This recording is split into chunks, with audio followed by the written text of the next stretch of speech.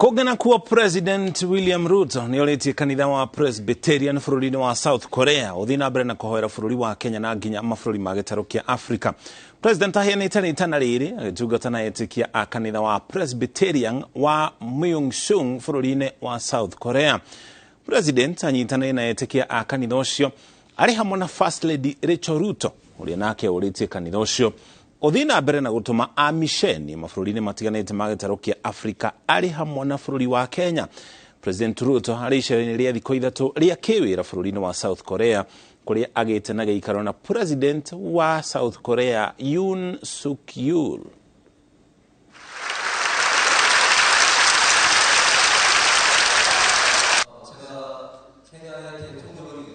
As you pray for the rest of the world, remember our country, Kenya, and our continent.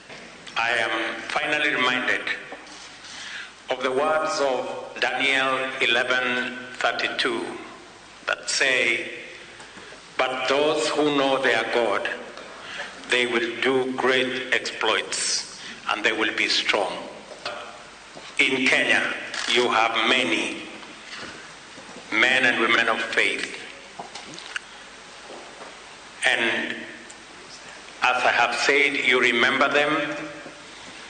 I want you to know we have a strong Christian family in the Republic of Kenya.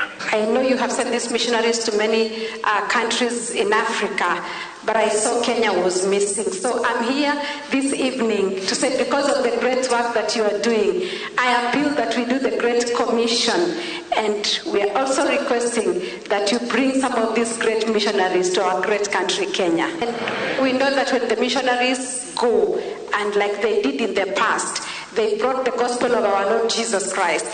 They came, they built churches, and besides a church, they built a school, and besides a school, they built a hospital.